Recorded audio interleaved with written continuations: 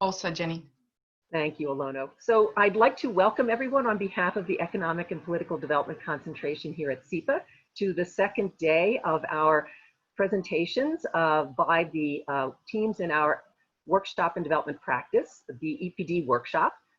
We have 17 teams who've been working over the last 6 months with their faculty advisors and their clients on some very exciting projects related to various aspects of international and local development.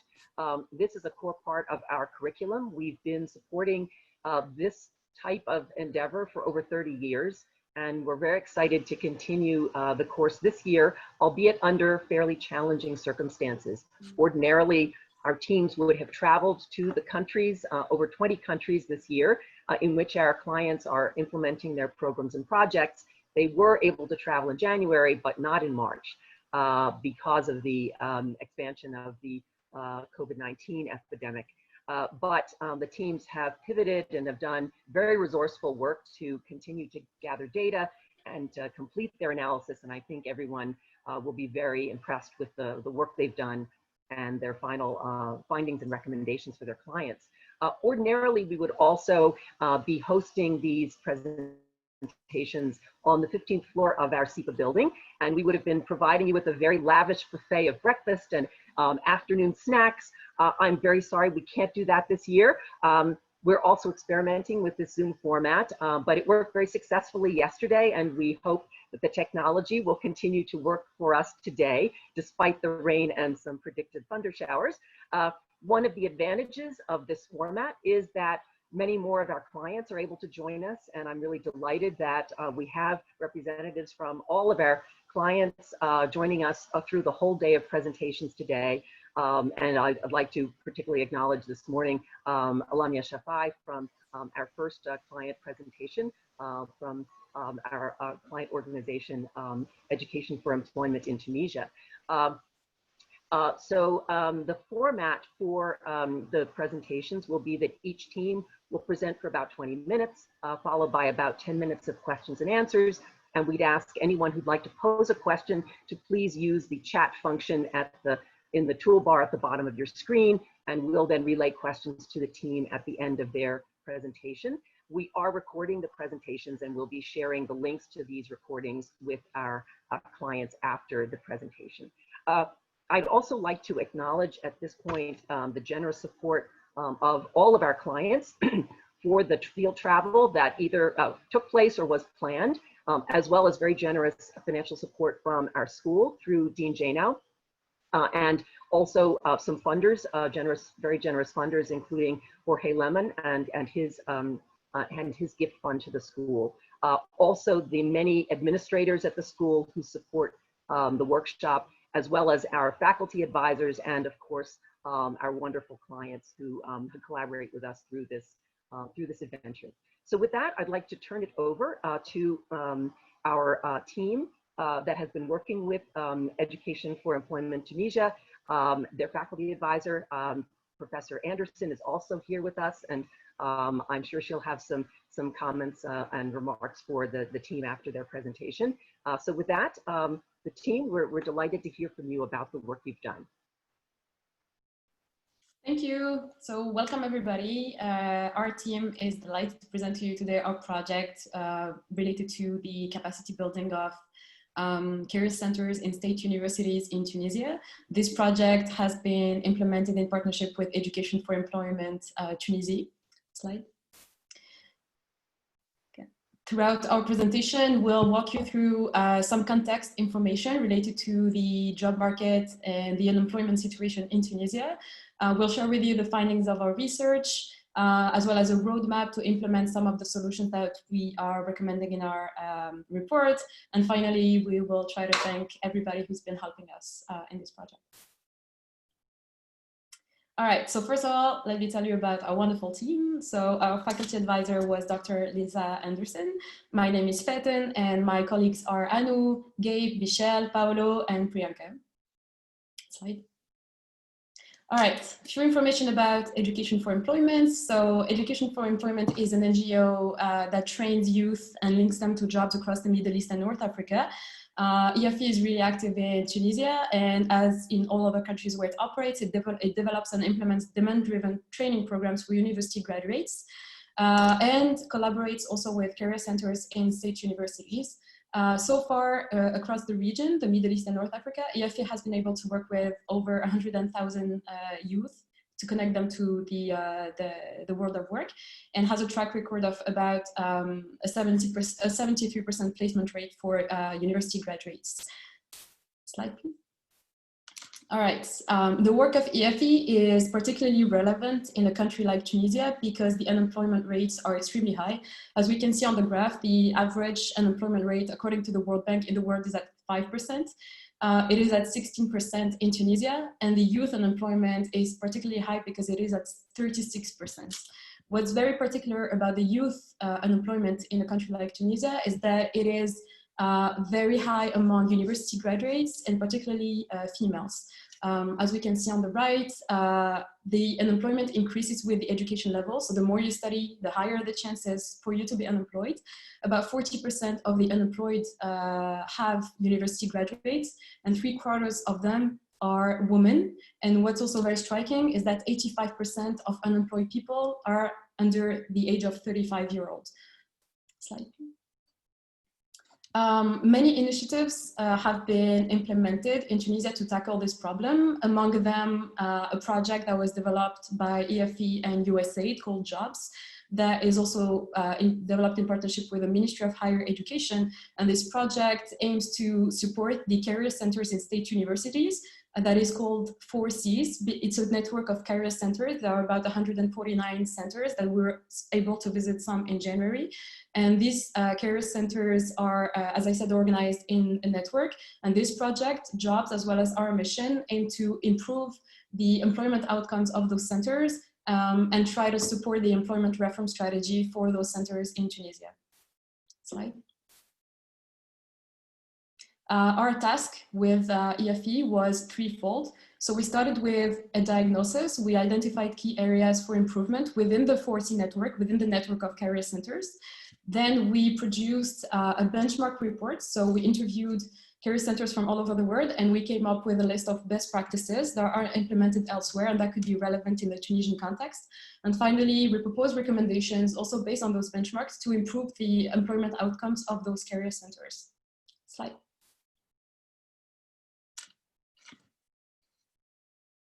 You're on mute, Priyanka. Thanks, Fatène. I can take it from here. So as Fatène mentioned, the first part of our work plan was the diagnosis stage. So through work on the ground in January in Tunis, and also interviews with stakeholders in Tunisia later on March, we diagnosed essentially 3 areas that there could be improvement in within the 4C network. These were governance, opportunities, and network building. On the governance side, we realized that there was a lack of standardization and also volunteer leadership, mainly in the 4Cs, and this resulted in variable outcomes across different 4Cs. The second area was access to opportunities, and these included the actual services that the 4C offered. We realized the issues were mainly external, with low appetites for internships and just no real framework or culture of work study. As a result, students didn't really end up with the needed soft skills and experience that helped them to get jobs. The third thing was the network. We realized that in Tunisia, with such a vibrant civil society, there was space for improving the partnerships with 4Cs and the rest of the community, specifically multilateral organizations and also their own alumni. And as a result of this, not utilizing the space effectively, students of the 4Cs ended up ineffectively prepared for corporate culture and job recruitment. The second part of our plan was the benchmarking. So through interviews with career centers across the world in different local contexts, we benchmarked a list of 13 best practices, again, across these 3 areas of governance, opportunities, and network building. The governance ones mainly were around staffing, funding, and monitoring evaluation. Again, access to opportunities revolved around the actual services that the career center provided, for example, online platforms, job fairs, etc. And then building the network referred to the different sort of stakeholders that the career center could collaborate with. Taking these into account, we then moved on to the recommendation stage. So specific to the Tunisian context, we prioritized 7 practices as critical. And the way we did this was we took each best practice and put it on a scale looking at impact and implementation. And these were specific to Tunisia. So when we looked at impact, we looked at how much difference would this actually make on the performance of the 4 Cs as they are right now. And when we looked at implementation, we looked at what is the feasibility of actually getting this done in the Tunisian context.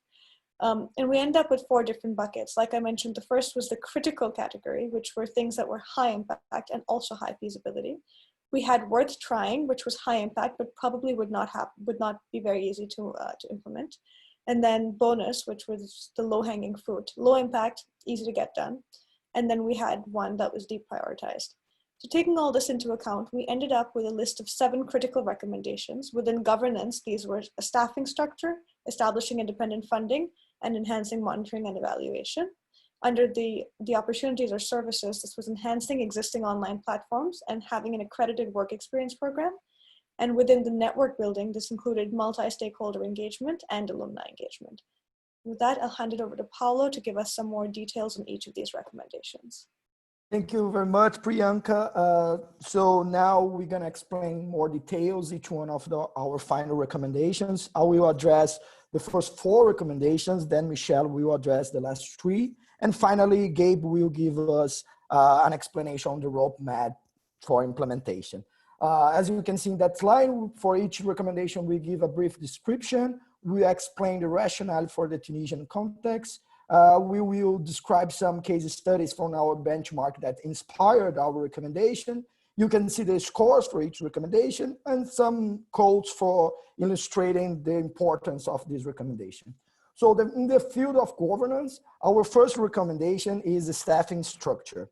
Nowadays, the 4C network is composed by a central staff located in the Ministry of Higher Education, and each local chapter runs in a volunteer basis with professors and students operating the career center. Our recommendation aims to the placement of executive director in the central staff, a person who can overview the performance across all the career centers, and hiring at least 1 full-time employee to act as a manager for each local chapter. So in that sense, we can give a greater operational and programmatic consistency across the entire 4C, and we give a better set of incentives for improving the performance of the local chapters. Slide, please. The second recommendation in the field of governance is independent funding. I'm sure that everybody is aware that financial resources are directly linked to the performance of the career centers. Nowadays, the career centers in Tunisia, they operate with public revenue coming from the budget of the Ministry of Higher Education. So sometimes these resources are scarce. There are constraints on bureaucracy and also constraints come from political changes in the Tunisian landscape. So our recommendation is encourage a greater autonomy on fundraising by the career centers and the networks as general. So we are recommending the establishment of a central endowment fund. This is a recommendation inspired in a best practice from University of São Paulo in Brazil. The idea is creating an endowment fund to be managed by the executive director that work as a tool for fundraising for the local chapters, aiming at greater flexibility on planning and implementation of innovative practices, besides, for example, paying the staff from the previous recommendations. This endowment fund should be completely autonomous from the budget of the Ministry of Higher Education. So we guarantee the allocation of resource strictly designated for the career center network. We also recommend the establishment of a set of rules on investment, withdrawal, and usage of this financial resource, considering at the same time the fundraising participation of each center, but also egalitarian principles of resource distribution that considers the inequality across regions in Tunisia. Slide, please. Slide. So in terms of monitoring and evaluation tools, the last recommendation on the field of governance. Nowadays, the career center networks, they have a quite exercise on monitoring evaluation, but it's quite shy. They only track few inputs like students' attendance, and it's not well accessible across the career centers. This information is stuck in the Ministry of Higher Education. So we are proposing an extension on the monitoring evaluation to encompass also performance in terms of governance, in terms of service, and in terms of stakeholders management. Our team developed a tool called Performance Assessment Rubric that we use it during the benchmark research to evaluate the career centers across the world. We share that tool with our client, and it's easy to adapt for each local chapter using it to track their performance, and also the entire network performance. Slide, please. So the first recommendation on access to opportunity is enhancing online platforms. Nowadays, the 4C network has its own portal. It's a great starting point. It was developed by public-private partnership between the Ministry of Higher Education and the SIFCO, a company of digital service. What we identify is that there are kind of administrative constraints on that. So our first recommendation is giving a special attention inside the Ministry of Higher Education of managing this portal. And also we understood there is a lack of engagement on the private sector within the platform. So we are proposing to enhance partnerships with private sectors, proposing greater engagement of companies in the platform so they can list jobs, they can have access to students' resumes as a way to propose a better use of the online platform. So now I'll pass to my colleague Michelle so she can talk about the last three recommendations. Thanks, Paulo. So slide, please.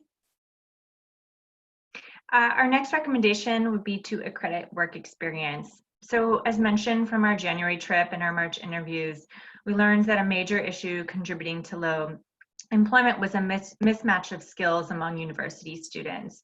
So meaning what students were learning in the university setting didn't actually prepare them enough for the job market. We also learned that there was no real culture or system for internships in Tunisia. Although some schools in Tunisia do have internship programs, they're mostly around like business schools or programs that focus on mathematics and sciences. So for example, Mediterranean School of Business, they require a 4 to 8 week internship for their pre-engineering students. And so we recommend establishing an accreditation for work experience. So we say work experience because we wanted to not only include formal internships, because that's still not a part of the culture in Tunisia, but to include fellowships and particularly volunteer opportunities. And because civil society organizations play such a large role in Tunisia, and they have a high impact, they're always looking for students to help on projects and programs. So we feel that by accrediting work experience, it incentivizes the student to get formal work experience, and it also is beneficial to the society. Next slide, please. So multi-stakeholder engagement is the next recommendation. And generally speaking, it's essential to practice increased information sharing. We define multi-stakeholder engagement as starting with a dialogue through various communication medias, such as site visits, lectures, and panels, which the 4Cs are already doing, but we want to expand the number and also perhaps include things like having a guest speaker in a class that's already established and accredited, or having more workshops in the university setting, bringing in private sector stakeholders to speak about their position and inform students how to prepare for jobs. And eventually we see this as creating formal partnerships. So that could look like a contract between the private sector and the 4Cs. And so for long term, we see that these formal partnerships can help create an avenue for funding opportunities for the recommended Central Endowment Fund. Next slide, please. And lastly, which ties into the previous recommendation, is alumni engagement. So providing a space and opportunity for students to communicate with alumni and to understand what their experience was and what helped them to achieve a job. Also, the rationale for this recommendation is that it can provide soft advantages, so building reputation of the university as well. And so how we see this looking in the 4C context is establishing a formal alumni database. Doesn't have to be complex, but really listing out all the alumni, pertinent information like graduation, their previous internships, where they're working now, and use this resource, use this database to constantly be feeding alumni into the career service activities. And then this could eventually lead to programs such as mentorships with alumni and university students. And we suggest also to extend this career services, all the career services, to the alumni. So we got this example, the mentorship program from the University of Sao Paulo in Brazil. They have a special program for alumni that trains them in topics such as leadership, and then they transfer this knowledge to the students. A quote that really sums up this recommendation is that alumni must be seen both as users and service providers for career services. So these are our 7 critical recommendations. And I'm going to go ahead and pass it over to Gabe, who will go over our roadmap and next steps for both 4Cs and EFE. Thank you.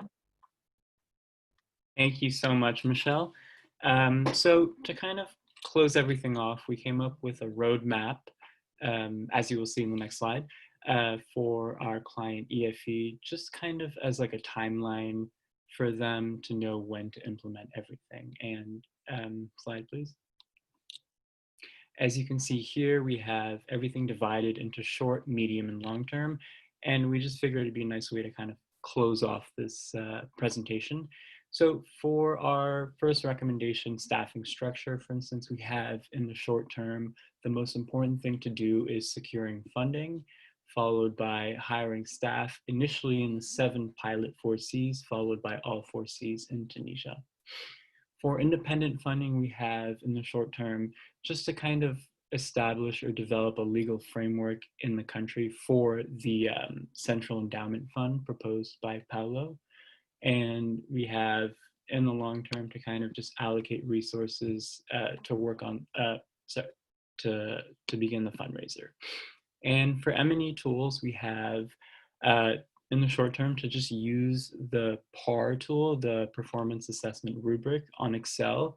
And then we have the allocation of resources towards the PAR. And then towards the end of the slide, we have number 4, which is just enhancing online platforms as one of our recommendations. And in the short term, we recommend just updating the online platform and then eventually encourage organizations to kind of recruit students through the online platform. And finally, to kind of place experts in the MOE, which is the Ministry of Education in Tunisia. Slide, please. 3 more. We have for accredited work experience, we have this idea to kind of propose that universities credit work experience, whether it's internship, volunteer, part-time work, but we just feel like that would be a good first step for the short term. And to finish, in the long term, we would recommend just listing job opportunities on the online portal, kind of the way we have it here at SIPA.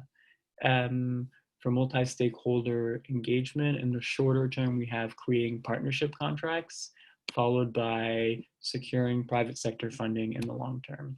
Finally, for alumni engagement, we have in the short term to create alumni databases, followed by in the middle term to kind of begin these meetings between alumni and students, which is just kind of like chats.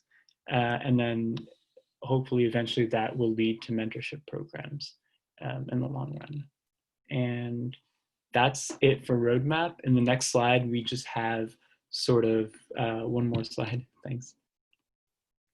we have a list of all, I guess not all 40 interviews, but we conducted over 40 interviews with various stakeholders in Tunisia and all over the region. And we would just like to extend our thank yous to all these partners, and a special shout out to EFE Tunisia for just being our client. And EFE is actually here in the audience. Lamia is here representing EFE, and we would just like to thank you so much for everything. And with that, I would love to open up the, I hope we didn't go over, but open up the discussion to Q&A.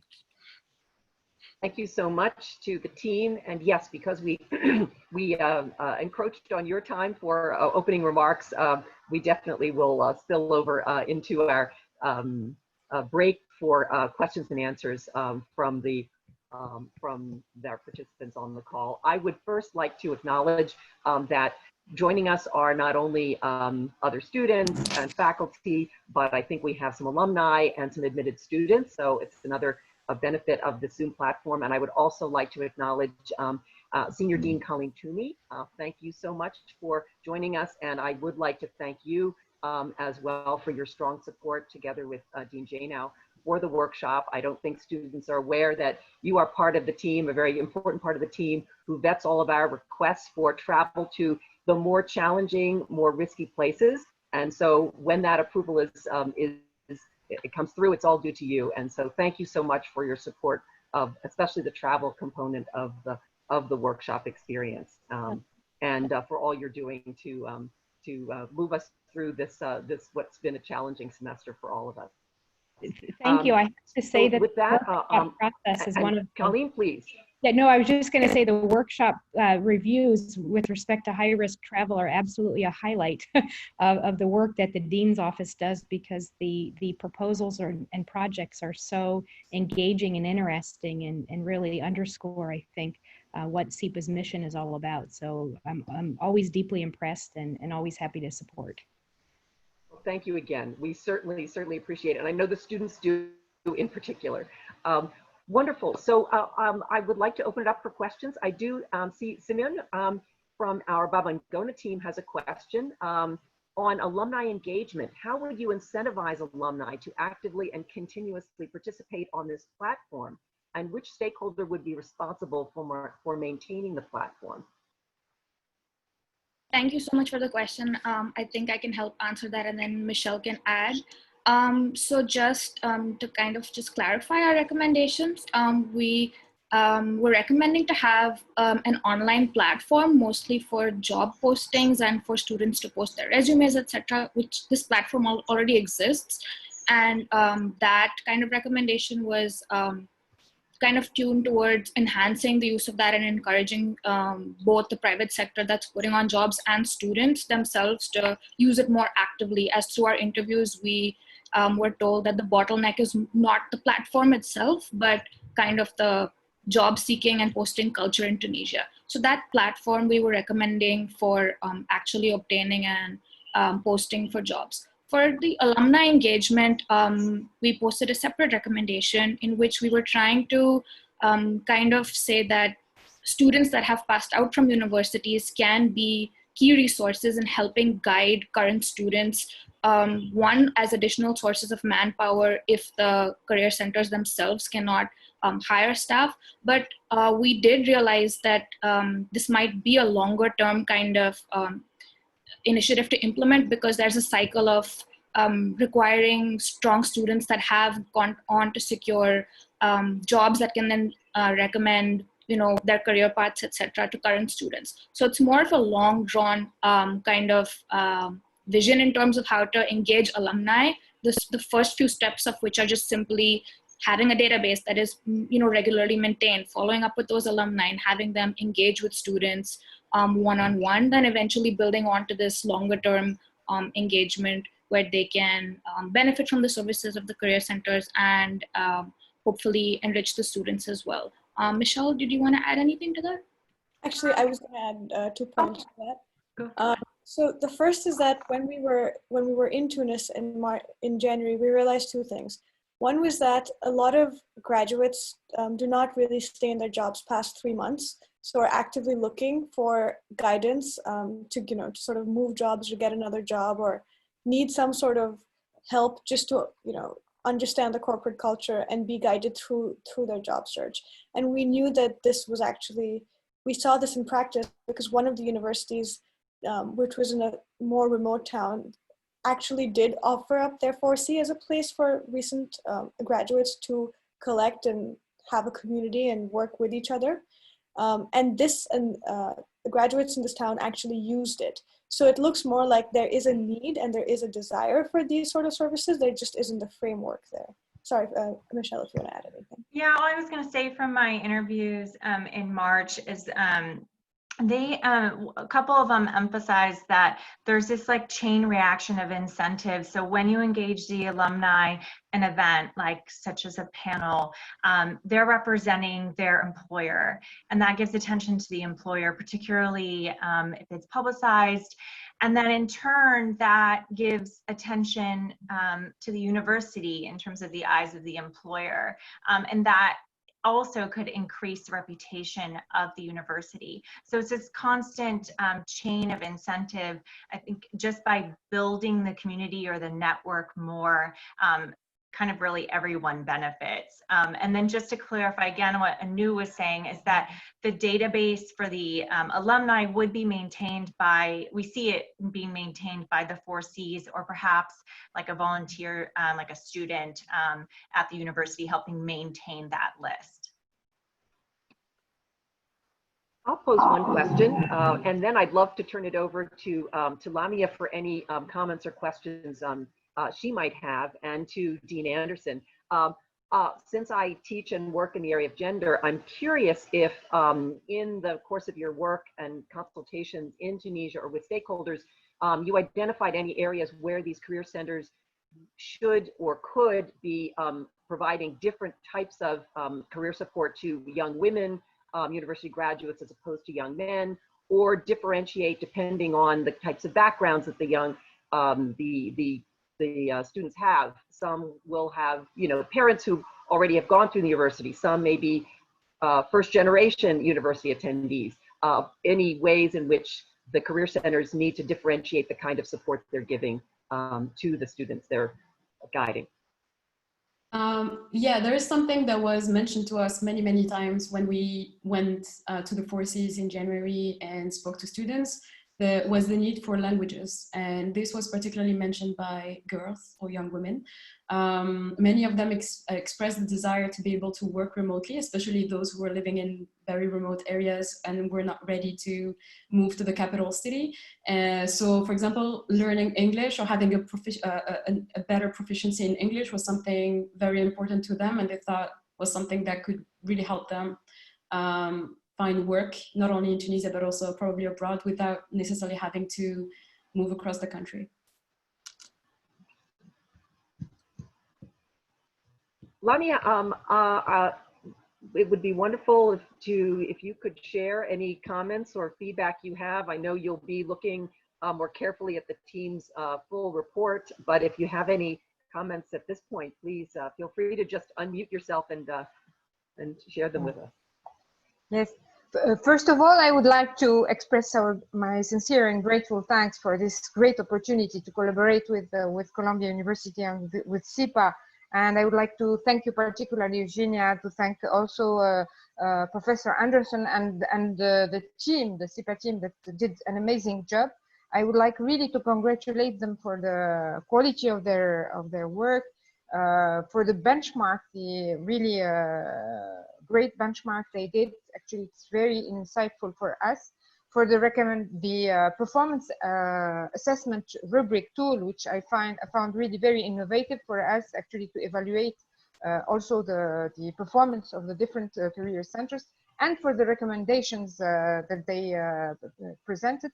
I would like to highlight two important aspects in this project. Is that in Tunisia, today we have this network of career centers, but we are at the stage where it is very important to establish sustainability framework for these career centers to make sure that they will continue serving youth.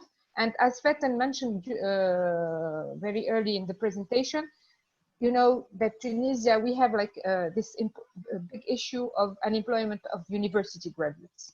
So the unemployment of youth, I mean, it's really particular here because it's mainly relating to university graduates. So the 4C should play really a major role in this in tackling this this issue. And the work that the team achieved is really very important. And let me tell you that it will be really very, very useful for both the Ministry of Higher Education, and actually we already shared the very first deliverables with the General Directorate for University Renovation, and they are waiting for the report because it's going to feed directly their policy and approach on how to make these career centers sustainable, and also to the donor, USAID, the Jobs Project, because we are also looking for ways to how to provide assistance for these career centers. And really, I found all the recommendations very interesting. So thank you very much for this great opportunity to help youth and university graduates in things. Thank you. Thank you so much, Lamia, for the opportunity to work with you. Professor Anderson, I don't know if there's anything you'd like to comment on or share at this point. I will reiterate thanks by and large. The group has already gotten a fair amount of feedback from me, and I don't think I need to reiterate that. They're very responsive, and this is an excellent presentation of the kind of work they've done. I just want to remark on the fact that this is a group, this particular call has people from 4 continents on it, and the team itself was spread over 3 continents during the course of the work they did. And the fact that they got the work done with a difference in time zones, it was, I think, about 10 hours, is a huge testament to their dedication and intelligence.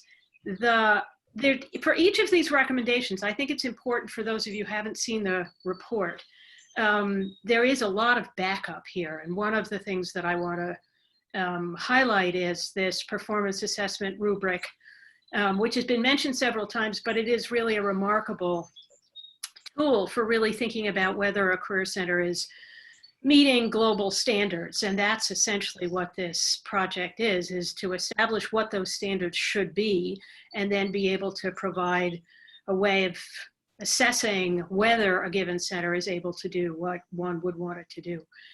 So that is where this, I think the real strength of the project over the course of time is going to be. Each of these recommendations grows out of that benchmarking exercise, and the whole, I think, will be very, very valuable both to the, as Lamia says, to the ministry and to the individual centers. And so I simply want to say I think it's remarkable that they were able to produce anything, much less anything of this kind of quality. And it's been a great pleasure to work with everyone. Thank you so much. And yes, I'm also so terribly impressed. And I would note, I know on the call earlier we have Jody Kaplan from our own Office of Career Services. And I noted in the team's presentation that one of the case studies looking to best practices was taken from the experience of SIPA's Career Services Office. So I think that's also a nice element of the team's work and a nice connection with the SIPA, another connection with the SIPA experience. So with that, I think we'll close this session or this presentation, part of the morning session. Thank you again to the team for their very, very impressive work. I also really look forward to reading your report in greater detail. Thank you so much to Lamia and all of your colleagues in your organization in Tunisia, and to all of your partners there, and wishing you well in the months ahead. And to everyone else who's joined us for this presentation. We're going to take a very short break, and then we'll queue up our next presentation, a very interesting presentation on an agribusiness model in Nigeria. So please do stay with us, and we'll stop the recording now and take a short break for just a few minutes. Thank you very much, Annie.